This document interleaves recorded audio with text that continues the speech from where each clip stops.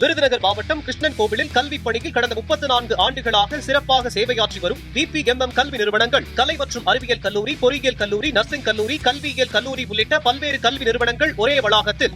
வத்திராயிருப்பு அருகே பட்டியலின மக்களின் பொதுப்பாதை, பள்ளி மற்றும் குடிநீர் பிரச்சினைகளுக்கு தீர்வு காண வேண்டும் என தமிழக அரசிடம் கோரிக்கை விடுக்கப்பட்டது.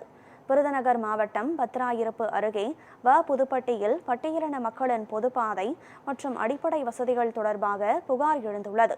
பாலசுப்பிரமணியர் தொடக்கப்பள்ளி அருகே பொதுப்பாதையில் தீண்டாமை சுவர் அமைக்கப்பட்டுள்ளதாகவும், இதனால் பட்டியலின குழந்தைகள் பள்ளியில் கல்வி பயில முடியாத சூழல் ஏற்பட்டுள்ளதாகவும் வேதனை தெரிவிக்கின்றனர். மேலும் பொது கழிவறையை பயன்படுத்துவதிலும் இடையூறு ஏற்படுவதாகவும் தெரிவிக்கப்பட்டுள்ளது. இதனிடையே உப்புத்தன்மை கொண்ட குடிநீர் வழங்கப்படுவதாகவும், இதனால் பொதுமக்கள் உடல் உபாதைகளுக்கு ஆளாகி பாதிக்கப்படுவதாகவும் கூறப்படுகிறது. இதுகுறித்து உரிய நடவடிக்கை எடுக்க அரசிடம் கோரிக்கை விடுக்கப்பட்டுள்ளது. என்னுடைய பேர் பிரகாஷ். நான் விருதுநகர் மாவட்டம் வத்திராயிருப்பு பக்கத்தில் புதுப்பட்டி என்ற கிராமத்திலேருந்து வர்றேன். அந்த கிராமத்தில் வந்து பார்த்திங்கன்னா தலித் குழந்தைகள் கல்வி பெறக்கூடாதுங்கிறதுக்காக ஒரு தீண்டாமை சுவர் வந்து கட்டியிருக்கிறாங்க. அந்த தீண்டாமை சுவர் கட்டினது வந்து ஆதிக்க சமூகத்தை சார்ந்த ஒரு சமூகத்தினர். அந்த தீண்டாமை சுவர் கட்டுவதற்கு முன்னாடி ஏறக்குறைய இரு சமூகமும் ஒரு பாதையாக பயன்படுத்தி வந்த இடத்தை இன்றைக்கி வந்து அவங்க மறித்து 2011 அவங்க வந்து தீண்டாமை சுவர் கட்டிட்டாங்க. இதை எதிர்த்து நாங்கள் வந்து மக்களாக சேர்ந்து போராட்டம் பண்ணி, அது மட்டும் இல்லாமல் அதிகாரிகளை சந்தித்தோம். தாசில்தாரிலிருந்து கலெக்டர் வந்து எல்லோரையும் சந்தித்தோம். இது வரைக்கும் எந்த நடவடிக்கை இல்லை.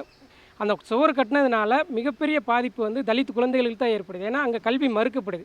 சரி, இந்த மாதிரியான விஷயங்கள்லாம் இருக்குதே. இன்றைக்கு பொறுப்பாக பதவி ஏற்றிருக்கின்ற டிவிகே அரசியலில் அங்கம் வகிக்கக்கூடிய அமைச்சர் ராஜ்மோகன் அவர்களை சந்தித்து 2 மாதங்களுக்கு முன்னாடி சந்தித்து மனு கொடுத்தப்போ இந்த மாதிரி ரொம்ப பெரிய பிரச்சனைனா நாங்கள் காலங்காலமாக போராடுறோம்னா நீங்கள் தான் வந்து உரிய நடவடிக்கை எடுக்கணும். அப்பயும் அவர் வந்து அந்த அமைச்சர் வந்து எந்த நடவடிக்கை எடுக்கலை. அது சம்மந்தமாக நான் வந்து ஒரு வீடியோ போட்டிருந்தேன். அதாவது 2 மாதமாக ஆயிடுச்சு, இது வரைக்கும் நடவடிக்கை எடுக்கலை, தலித் பிரச்சனைகளில் இவங்க பெரிய கவனம் செலுத்துறதில்லை அப்படின்னு. உடனே அதை வந்து நான் வந்து மறுபடியும் ஈரோடு புத்தக கண்காட்சியில் அவரை சந்திக்கிறேன். அவரை சந்தித்து மனு கொடுக்கும்போது, தம்பி நீங்கள் என்னை திட்டி வீடியோ போட்டிருக்கீங்கன்னு சொல்கிறாரு. அமைச்சரை திட்டுவதற்கு நான் வந்து தயாராக இல்லை. அமைச்சரை திட்டுவது என்னுடைய நோக்கம் இல்லை.